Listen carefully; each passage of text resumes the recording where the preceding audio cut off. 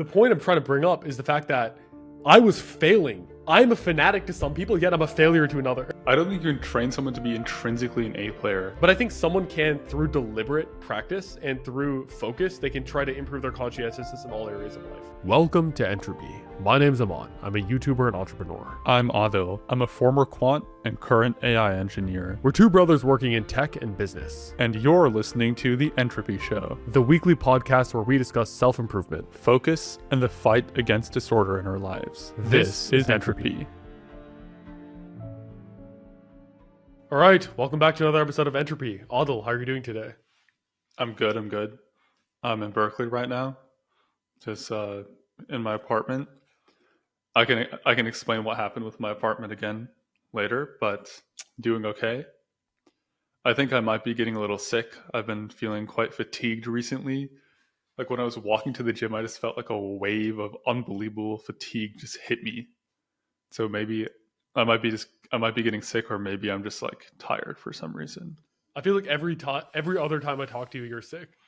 Yeah. Yeah. I get sick a lot. I get sick like once a month. And my mom keeps telling me it's because I don't do cardio. It's because you don't run, that's why. Yeah. Yeah. I actually got sick for the first time this season in the past 6 months. You got sick? A few days ago. Yeah. Okay. But my sickness is it's very light.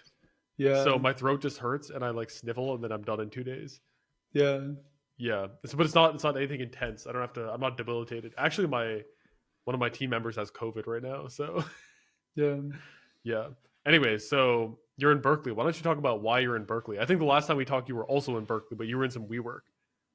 Well, that was because the apartment I was in had water damage. So I was in San Jose in the WeWork. So they fixed it. I came back. I lived here for a week and then I got water damage again. So they didn't actually fix it. So they gave me another unit in the same building. And then they had like two movers come and like pick up all my stuff and move it into the other unit. But there's no Wi-Fi in that unit, and they refuse to give me Wi-Fi. So now I'm in the original unit, sitting on the island because there's no desk here, and like the small island chair, recording this podcast because the Wi-Fi is in this unit, and I can't use my hotspot because I'm running out of data. Yeah, that's why you wanted the AT&T password. Yeah, because you kept using your data. You know, there are ways to avoid this, right? So for example, you can buy like a Starlink thing or something. Should I get Starlink? You can go buy Starlink. Yeah, I'm going to buy Starlink. So we went to I'm Costa going to Rica. go get Starlink. We went to Costa Rica, and I think we were in some ice cream shop in some weird random town called Montezuma, which is some like village where no one speaks English. And we were sitting there, like I had to use Spanish from high school. Yeah, were you and Archie able to communicate with these guys using Spanish? I was using Spanish. Archie didn't. Yeah. Archie's our other brother. He refused to do it. He refused to. I was telling them, like, do it. Why are you saying thank you? Say gracias. Say gracias. Like they don't speak any English. Okay. Imagine if you meet a guy who doesn't speak any English, yet one or two words he knows. He says thank you, hello in English. You'll feel happy. You're not going to be like, why are you using English? Use your own language. But for some reason, our parents and Archie are self-conscious of their Spanish. So they say, thank you. They say, can I get this burger? Archie will be like, point to the menu. Could I get this? Yeah. Right? But you took 4 years of Spanish. You have to point to it and be like, puedo tener lo. Yeah. Puedo tener lo. Puedo tener la hamburguesa. Yeah. Or, for example, my mom would raise her hand and be like, where's the bathroom? And then the waitress would be like, ¿Dónde está el baño? Then I would say like, ¿Dónde está el baño? It's just like, oh, el baño, sí. Está aquí. Right? So you have to use the language you learn. So that was the first time in my life Spanish was actually useful. I spent 5 years of my life doing that language. Didn't use it one time organically. That was the first time I actually went to a place where it was actually genuinely useful to use Spanish. I would speak Spanish we went ziplining, so there were some like tour guides helping us zipline, and then I said I was speaking like light Spanish, and they were like, "Oh, you speak Spanish?" Then they asked me, "Do you come to Costa Rica to learn Spanish and stuff like that?" We were conversing a little bit in Spanish. So another thing I realized is it all came back to me too. It's actually not that hard to learn Spanish. I feel like all of it did not come back to you. Like very basic things come back to me, but like I can't tell you what the subjective tense or whatever. There's some like all these different tenses and stuff. It's like, locked back in there, like preterite versus imperfect. I was remembering preterite and imperfect when I was discussing with Arsh. I don't remember preterite versus imperfect. Like, I guarantee you, I could sit there for 3 weeks and learn everything in Spanish I learned in 5 years and remember it all for 3 weeks. It's not that hard. If I sat there and focused for 6 hours a day, dude, preterite, it's just like 6 things you have to remember. Like, it's like 6 or 7 different endings. It's like ia, ias, iamo, io. It's like all these things, right? It's fundamentally not that difficult. I think I was re-listening to the 4-Hour Work Week, filling the void at the end because I was feeling the void lately because my business is kind of like doing well, right? So I was just kind of feeling this void of like, what am I supposed to do with my life now? Like, I woke up this morning being like, dude, what's the point? Like, why am I doing this anymore? And then I started listening to Filling the Void, which was the last chapter of the 4-Hour Work Week. And one of his core tenets is you should just learn languages and go use it. And he said, in 3 months, you can achieve conversational fluency in almost any language if you spend 3 to 4 hours a day studying it. So I think people vastly overestimate how difficult languages are if you actually focus and do it because you want to do it. Sure. The only time I've used Spanish that was useful was actually recently when the maintenance guys were working on this apartment. And I came back and asked them, oh, like, how long do you guys think this is going to take? Because the people said that it would be done today. And he goes like, no English, right? He was Mexican. I was like, oh, ¿cuánto tiempo? I was like, oh, seis. Yeah. See, it is actually quite useful to know when you interact with people who only speak Spanish. They recognize when you speak Spanish. I think something that people think is like, they think that their Spanish isn't good enough for the guy to recognize it. But you said "cuánto tiempo." I said "Dónde está el baño," and they both understood. Yeah. So I think it's quite useful. Yeah. But nowadays you could just pull up Google Translate and just like play it. Yeah. When I was in Costa Rica, there was really bad service, so Google Translate wasn't working properly. Okay. Yeah, but I think language learning will become obsolete because everyone's gonna have like a chip or like an AirPod 24/7 that's doing real-time translation anyway. In the next 10 to 20 years. So yeah. Did you see that Chris Williamson got Naval? Yeah, you texted me. I didn't listen to it. Did you watch it? No. Naval is like, Ozempic is the greatest thing that humanity has created in the past 40 years since like antibiotics or something like that. Dude, it's like since modern computation or something. Yeah, it's like And he's sitting there like this. He's sitting there like this. He's like, the computer, the internet, AI, semaglutide. There's semaglutide. Semaglutide. He's like GLP-1 agonist. He's talking about these are miracle drugs. That's what he's talking about. Yeah. Semaglutide. Really interesting. I was sitting there thinking like, so the way he was talking about it was he was saying there's a lot of people who are really anti-Ozempic semaglutide because as soon as fitness is taken in a pill, you lose all of your status by being lean. Yeah. And I think that's really true. I think people have like an immediate repulsion towards it because it's all like you don't have many fat people who are against Ozempic. You know what I mean? It's always like the people who are like pride themselves on not being fat who are anti-Ozempic because they're like, they don't know this. It's very elephant in the brain, but they don't know why they're upset. They think they're upset because it's like, oh, it's actually bad for you. There's some side effects. But the way he was talking about it, right, was like, let's say someone's suicidal and you give them an antipsychotic. Oh, this is going to increase your heart rate. Dude, you're suicidal. Take it. Like, why are you worrying about this increasing their heart rate by like 3 beats per minute or something like that? So that's what he was talking about. He was like, being obese, like being like 200 pounds, 250 pounds, 300 pounds is so bad for you that even though there's some small side effects, they're like nothing compared to the benefit or the negative that being obese is.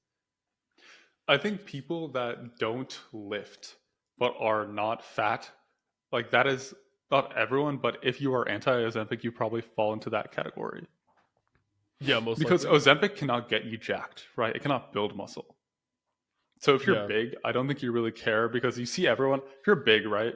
If someone's like fat or skinny, they're all just not big to you, right? Big being muscular. Yeah. Like you would not care if a fat guy becomes skinny because they're not big. Yeah. Right.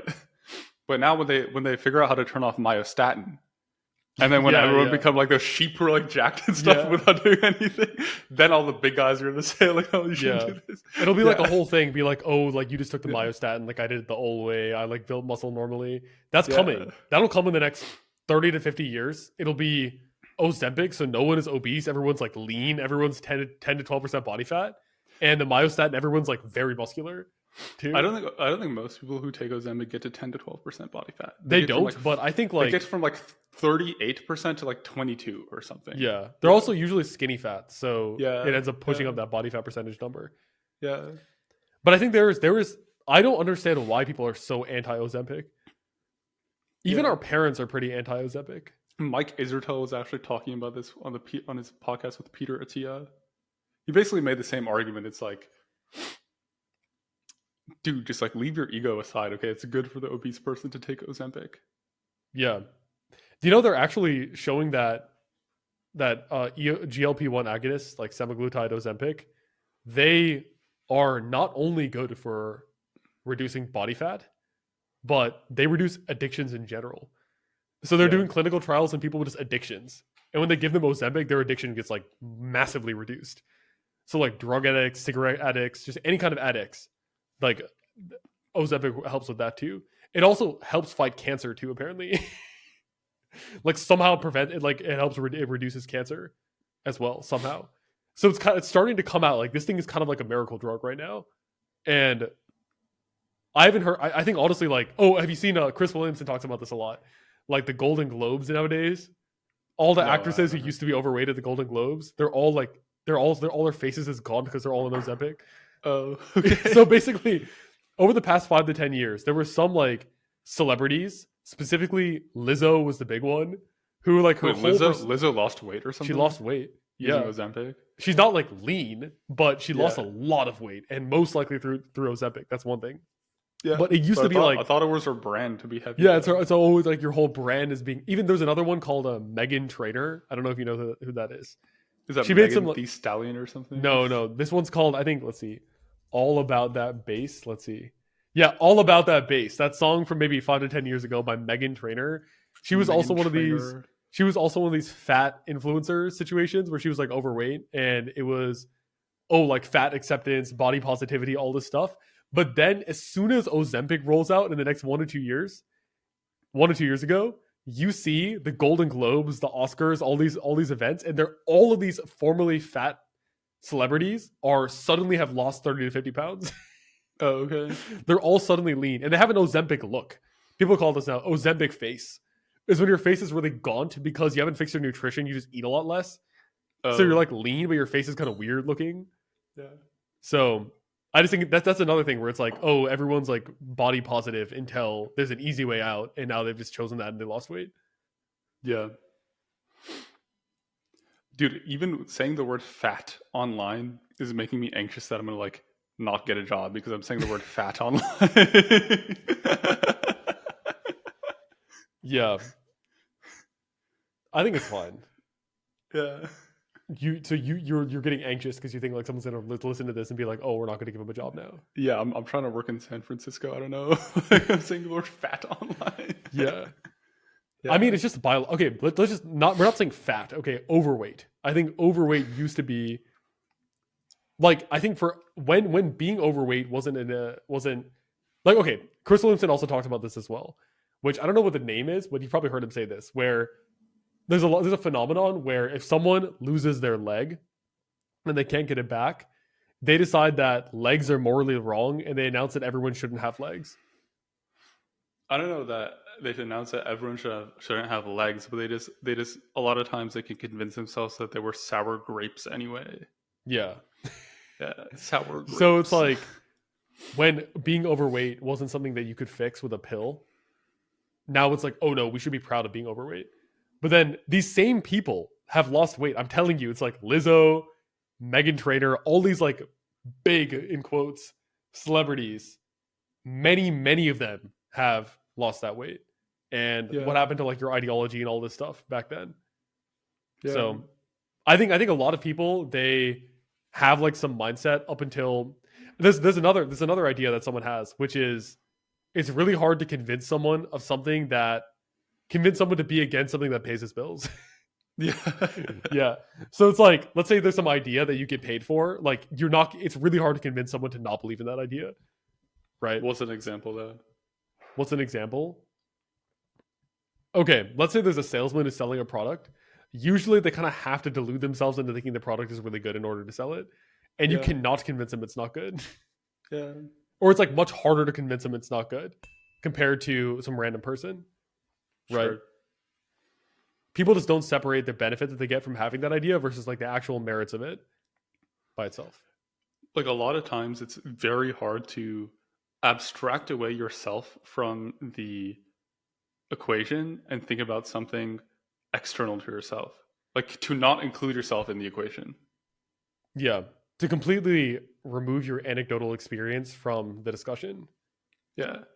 Like, for example, not even anecdotal experience, your personal identity. Yeah. If we go back to a not overthinking episode with Oli and Tamar Al-Dal from 3 to 6 years ago with their former roommate Sheen, I remember there was a moment in that conversation. This is a podcast we both enjoy, by the way, and we're not like against any of these people, but there was a line where they were talking about men and women's strength, and I remember Oli said something like, "Oh, but men are biologically have like a higher ceiling for strength than women."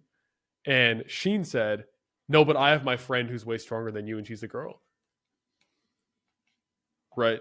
So she could not, it was very difficult for her to like isolate the fact that she was a woman and she has friends who are like, immediately, as soon as you hear that, they come up with all these reasons that the argument is incorrect because of their own personal identity and experience. Well, yeah, this argument is invalid because the statement is that the distributions are different. They have different means of variances. Obviously, like individuals in the distribution can be less than or greater than each other, right? Indeed. Like it still fits the argument. I guess the point is that people are not able to like isolate why they're thinking a certain thing and see like where is that from? Where is that actually coming from? Is it just like a personal belief or is it like an actual fact? Sure. Raising your standards is the key to winning anything in life. Okay. And I have 4 to 5 examples of this. I'm going to run you through them. The original example where I came up with this was yesterday, my bodybuilding coach got pretty upset at me. Lamar Shaw. For context, I paid this bodybuilding coach 2 months ago. He's a Mr. Olympia competitor. Wait, he competed at the Olympia? Yeah, he competed at the Olympia. Yeah. His company is called Powered by Shaw Fitness. And he literally competed at the Olympia last year. Yeah. So this guy he's like an Olympic athlete of this sport of bodybuilding, right? Obviously, he's not Chris Bumstead. He's not Michael Phelps or something, but he is literally an Olympic athlete. So he is more advanced and more dialed in than any person I've ever met when it comes to bodybuilding in my entire life. And I hired him to coach me, right? And yesterday, he sent me a Loom video saying like, Aman, I'm not happy with what you've been doing over the past 2 months. It does not seem that you are actually performing at the intention that you set at the beginning of the 2-month period. That's what he said. He was like not really happy with my progress. How did you feel when you're like holding your phone up watching that video? I felt really bad. Yeah. When Lamar was saying this. And the reason is because I've not really been sticking to the diet as perfectly. Like I've been getting kind of like my protein in, meaning like I've been, getting 140 to 180 grams of protein per day, but I haven't been following his exact meal plan. I haven't been really tracking. Last week I was traveling, so I went to the gym 4 times in a 2-week period, and he was not happy with that consistency. Now, what I want to bring attention to is people in my life think that my routine when it comes to lifting is already extreme. Like if we think about my family and my friends, they're like, wow, like Aman really likes lifting. He's like really into lifting. He doesn't eat many desserts. He eats at least 130 grams of protein every single day, minimum, usually 150 to 160, right? He's going to the gym normally I go to the gym 3 to 4 times a week. There's not been 1 week where I haven't lifted in like literally years. I can't remember the last time there was a week where I didn't lift it. So that compared to the average person is literally a fanatic. I'm a fanatic compared to the average person. Yet my coach sent me a disappointing video. I'm not happy with what you're doing. You are not doing well. Yeah, and even if you told that to me, if you don't do those things, I'm like, Why not? Yeah. That is normal to me. Like if you're not eating 0.8 grams per pound of body weight of protein, that is abnormal for my standards, right? Because I'm just so used to eating like that, going to the gym at least 3 or 4 times a week. And I wouldn't say most of my friends, but a lot of them who are into the gym also view that as normal. Yeah. Like it is not, we don't view ourselves as abnormal for doing that. That is like, it's part of your life. Like, of course, every single meal you eat, you need to think, first, let me get a lot of protein in this meal. Yeah. So it's a norm, right? It's the baseline. But the point I'm trying to bring up is the fact that I was failing. I'm a fanatic to some people, yet I'm a failure to another. Yeah. That is why. And I was thinking like, dude, these standards are so high. But then I realized he's literally a Mr. Olympia competitor. To him, I seem like a complete loser. I'm like, you only go to the gym twice last week? He got really upset. Like he was like, I lifted 3 days ago, even here, and I had to cut the workout short at 40 minutes. I only did like 4 to 5 exercises of the 8 to 9 he gave me. And he was saying, you literally had to leave the workout early and you did the same weight for 3 sets. Who does the same weight? He was like getting a little bit like angry. He was like, why didn't you increase it and go to failure? Like, yeah. So if you think about that, right? The average person is like, oh, you showed up. Good on you. This guy's upset. Like he's not happy. He's like J.K. Simmons in Whiplash screaming at Miles Teller. Miles Teller like gets the tempo off by like 1 BPM and like throws a chair at his head. So it's kind of insane how different this. How like wow, this guy's like really unhappy with me because his standards are so unbelievably high. And another part of it is that this is his entire life. This is his full-time job. Is literally. He's like coaching. I saw him at the gym today again this morning. I was kind of afraid of looking at him because I knew he was upset at me. I saw him at the gym today. You didn't say anything to him? No, I said hello and he like waved at me, but I didn't talk to him. He was coaching he was training someone else who's also really big. And then he was sitting there eating his chicken and rice while he was watching someone lift. Right? This guy's entire life is fitness. All he does is lift. So to me, like when I say, oh, like I didn't get much, I had to cut my workout short because I had a work meeting. He's like, dude, what are you talking about? Like, why would you? It's ridiculous to him to cut a workout short because that's the most important thing in his entire life. So his standards are so unbelievably high. And the secret is if I raise my standards to him, it is almost impossible to not have massive levels of progress in that regard of life. Now, there are a bunch of other examples I have when it comes to this. Wait, before we move on, yeah. How do you change your program? For lifting? He's having you do 8 to 9 exercises in a day? 7 to 9, yeah. How do you do that? Because I was at the gym for like... I need to take like 4 to 5 minutes. 4-minute rest times, probably. You don't do 4 minutes. It's bodybuilding 100%, so you don't do 4-minute rest. You do 90-second rest. Like if I do a set of bench, let's say 165 for 9 or something, I need to rest for 4 minutes. It's quite heavy for me. If you're not going for strength, then you can reduce your rest times by a lot. So like what does your bench look like? My bench? I did incline bench. Let's see what I did today. Let's see. Let me open my Powered by Shaw Fitness app.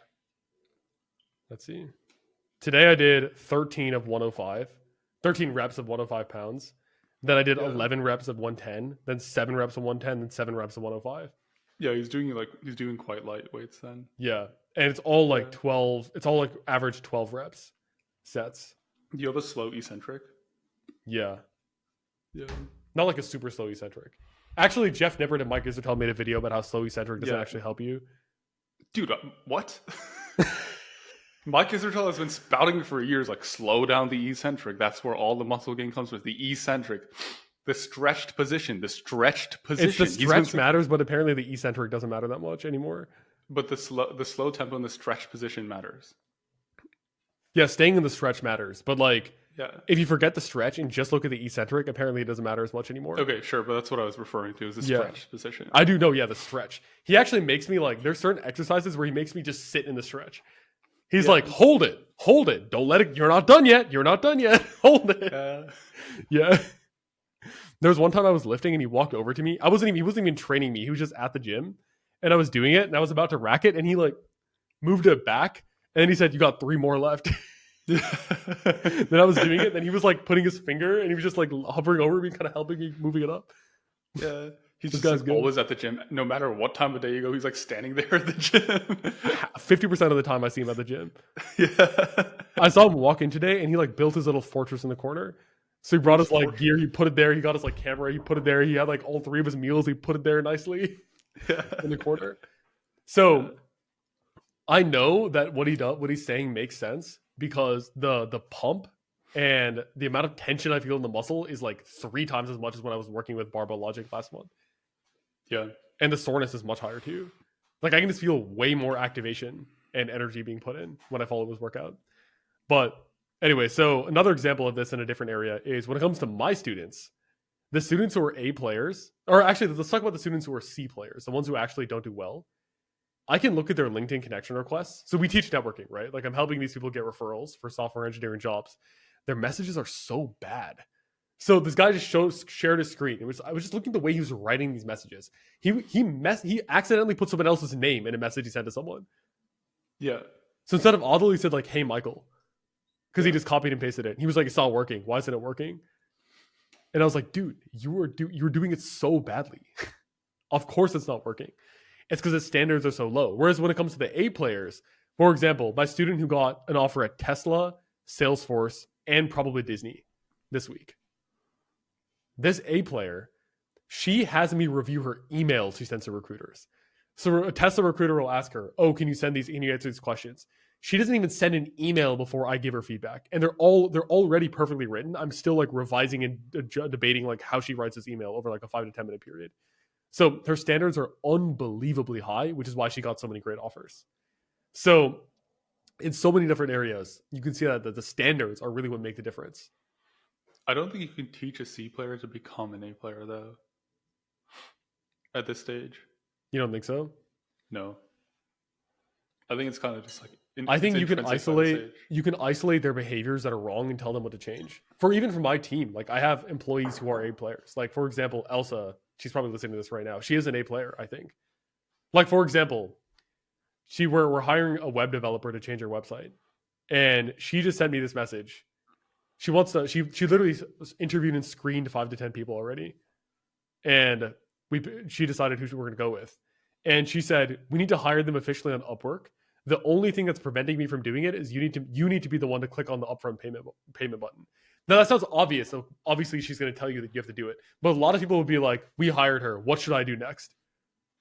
Or they'll be like, "Oh, I can't. You have to like, can you hire her or something?" But no, she was like, "The only reason I haven't already picked her start date and started like working with her is because you have to click the button." That's what an A player is. But you don't think you can train someone. I don't think you can train someone to be intrinsically an A player. Maybe you can point out their behaviors like don't do this, don't do this, do this. But I feel like at this age it should be intuition. Yeah, I don't think you can train like how someone does one thing is very it's highly correlated with how well they do something else.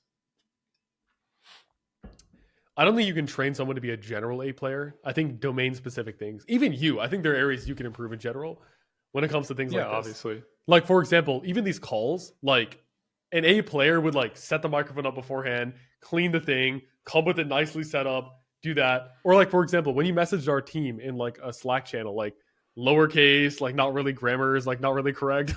Dude, it doesn't matter. No, but these are things that matter. It conveys the message. I don't know. When I message other people, it's like nice sentences, capitalization, period. Dude, it conveys the message.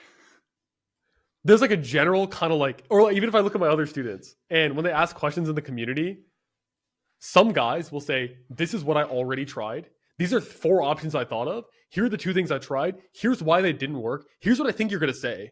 Here's why I don't agree with it." It's like these guys will like, some guy will be like, "Tell me what to say." Some guy just screenshotted an email and said, "What should I say?" Dude, what? I'm not responding to this. Yeah. Right? Even when you help our students, right? You can tell when some guy asks proper questions versus not, right? Yeah. Sure. I have other examples too. Like, for example, you had a friend in high school. When you ask him to send you a photo of the worksheet, he'll just take it with his phone, and it's weird angles, weird lighting, slightly off. This is what I'm talking about. These are low standards. Yeah. Yeah. Right? Another example is on YouTube. There's a lot of people who have like channels that are not growing, and Hamza will talk about this, right?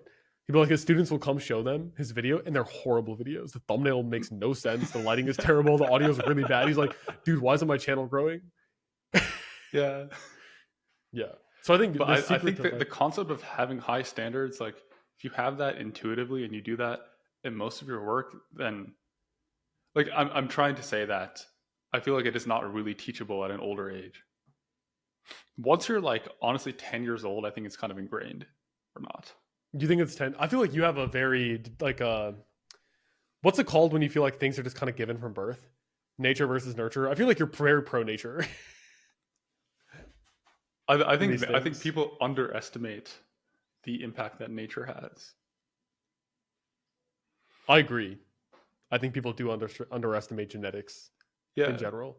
Dude, the biggest thing in lifting that's going to decide how big you are is your genetics. Yeah, it's true. It's not how many times you go to the gym. It's not how well you eat. It's not how well you sleep. Number one is your genetics. Yeah. Yeah.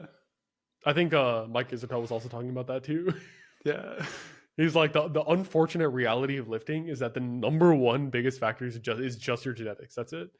Yeah. Yeah. It's quite sad, honestly, that's what it is. Yeah. Yeah. And that probably applies to conscientiousness. The trait you're trying to describe is conscientiousness, I think. Oh, yeah. It's one of the big 5 personality traits in psychology. It refers to a person's tendency to be organized, responsible, dependable, disciplined, goal-oriented. I found a better definition, which is the quality of wishing to do one's work well. Yeah, see? The quality of wishing to do one's work well. Yeah, conscientiousness. Yeah, I think this is the secret. I mean, your argument is that you can't change it. I think you can. It's one of the big 5 psychology traits. I'm sure it's largely genetic. I think you can. Fine, I agree that like in general, fine, in like a large sample set, it's mostly fixed. Well, I'm sure it is very genetic, but I think someone can, through deliberate practice and through focus, they can try to improve their conscientiousness in all areas of life. Like as some would say, max out their genetics. Yeah, max out your genetics. Yeah, so like how can you improve your conscientiousness? I think just like literally putting attention to it, thinking, how can I improve the standards in these certain areas? Often I think this is why coaching is helpful, because their conscientiousness is really high, especially in this one area. So to them, they immediately notice that 8 to 10 things are doing wrong. Right? Yeah. Like if I read like a middle schooler's essay. Yeah, go ahead. If I read a middle schooler's essay, I'm just going to see a million things that are wrong with it. Even if I spent all day on this. That's what they'll say. Yeah, you notice all these things wrong with it. So your observation is that some people aren't conscientious, and the secret to doing well is just be conscientious. Yeah, honestly, like deliberately raising your conscientiousness, like realizing that. Another aspect to it is a lot of people, they kind of fool themselves into thinking that it's fine, right? So like I would have friends who would be talking about lifting. They'd be like, "Dude, it's fine. Just eat like, just eat like 3 or 4 meals of protein. You're good." But they don't like track it. They're not specific with it. They're not trying to like reduce their fats and increase their carbs. They're not like tracking their workouts in the gym. They're like, dude, just show up. 1% every day. Just show up. Yeah. I think it also like changes based on what level you're at too. Like beginner to intermediate, sure, you can just show up and just like, I don't know, eat some chicken every once in a while. But if you actually want to get to the next level, it takes a lot more effort. I've also noticed that just in working in quant/software engineering and even in school projects, it is very rare to find people who are conscientious. Like most people will kind of do the minimum to like pass the bar. Like they won't do it like well. They won't do their work well. Like you would do group projects with people, and you would just see the quality of work that they're doing. Yeah. Or like if I'm doing a group project, right? And they know that I'm conscientious. This isn't conscious, but they know this, right? Let's say there's a bug, right? And we're like pairing, we're on a Zoom. They'll just watch me debug. Like they won't like say like, oh, what if it's this? Like maybe I think it's this. Why don't I go examine this section of the code base or this function? I'm going to put some print statements in here. Just make sure all the variables are fine. This all makes sense. They're like, no. They will just watch me do it by myself. Yeah. Sit there and watch me. Well, they know Yeah. they subconsciously know that you're gonna have to do it, so they're reverting to the least amount of effort possible, just to Yeah. observe you do it. It's kind of Yeah. like when we're with our father, we're not checking for directions, Yeah. right? Yeah. We'll just be like, "Where should we go?" Yeah. You kind of just assume. But if you're by yourself, it's completely different, Yeah. right? But the point is in a group project, we're all supposed to be like leading this thing, right? Yeah, Yeah. yeah. I think that's why ownership over different areas is so important when it comes to doing things together. You never give two people ownership over the same thing. Yeah. Because then it'll revert to one person having the higher conscientious is just going to do everything. Instead, Yeah. if you just give one person, if the person doesn't do the work, it doesn't get done, then they have to be conscientious and they have to do the work. So that's like a True. technique when you divide up things to like play off the fact that people have low conscientiousness by default. Play off the fact that people have a low Or like how default. to win despite Yeah. the fact that they have that. Yeah. Actually, my bar is very high when it comes to YouTube nowadays, and I've seen a correlation of like when my bar gets higher to better videos that do better on the platform too. So what changed in your bar? Like I'm not going to put out a thumbnail that I don't think is outstanding, Okay. and when I do, it ends up like tanking in the views. It just happens like that.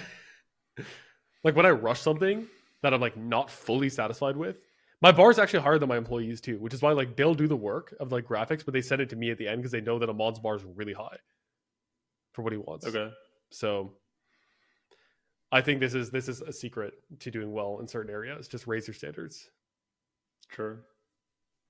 Like be unhappy if it's below your standard, below those. Like whatever you think is normal now, you should almost be like autistic with how like detailed you want to be with these things. Yeah. I mean, I largely agree. I don't really have much to say. Yeah. Oh, another example I just came up with was Hormozy. When he gives public speeches, he'll practice it like 100 times. Yeah. No, he like, what is it? He's like, every day I will give the speech, record myself, watch the recording, write down what I need to improve, give the speech again, record it again. Right? Yeah. He does that every day for like 100 days straight or something. Yeah. Yeah, he's like, people ask me how I'm confident. I sit down, I record myself, then I do it again. Yeah. Yeah. That's good. Yeah. Anyway, do you have any recommendations? Do I have any recommendations? Let me think. I've recently been listening to a lot of Dwarkesh Patel. Oh, Dwarkesh? Yeah, Dwarkesh. Tamer was talking about this. Yeah. He people colloquially kind of say that he has one of the best podcasts in AI right now. So he's like 24. He's interviewed a lot of different people in tech/AI. So like a lot of founders, like founder of Entropy. He's interviewed Zuck. He's interviewed Ilya Sutskever. I think he interviewed Ilya when he was like 22 or something. Yeah. How did this guy even get started? I don't know. How is he 24 and just doing this? This guy, he was like 22. Do you know who Ilya is? Ilya Sutskever? Yeah. He's the guy he's an OpenAI chief scientist. He was. And he kind of really started the modern AI/deep learning revolution in 2012. So I've been listening to a lot of Dwarkesh Patel. Dwarkesh. Yeah. To learn That's more good. about AI. He's also broadly interested in, it seems like, politics/history. So he had a recent video where he talked about how he went to China for 2 weeks and like talked to these Chinese villagers and stuff. So I think it's quite good to like listen to these people who are based. Like Dwarkesh Patel. Dwarkesh. Yeah, Tamer recommended one of his episodes. I actually subscribed to his podcast, but I just wasn't interested in what I was seeing for some reason. Yeah, Dwarkesh. Maybe I'm just not interested in AI, honestly. Yeah. That's probably why. That's interesting. I want to know what I want to know is how he actually ended up getting there. Like when I hear what you say, I hear what's his like sales and marketing, networking, and personal branding skills. I think that there was a niche that there was no good podcast podcaster who truly understood the technical details of AI. Like Lex, this guy doesn't really understand the technical details, right? It's like kind of a joke that Lex isn't actually that technical. His thesis has barely any math in it, right? Because Lex originally was trying to fill that hole. Like, this is the AI podcast, right? Yeah. But the conversations did not satisfy people who were genuinely interested in the actual deep technical details of what the different labs were working on, the different improvements, etc. And I think Dwarkesh filled that hole.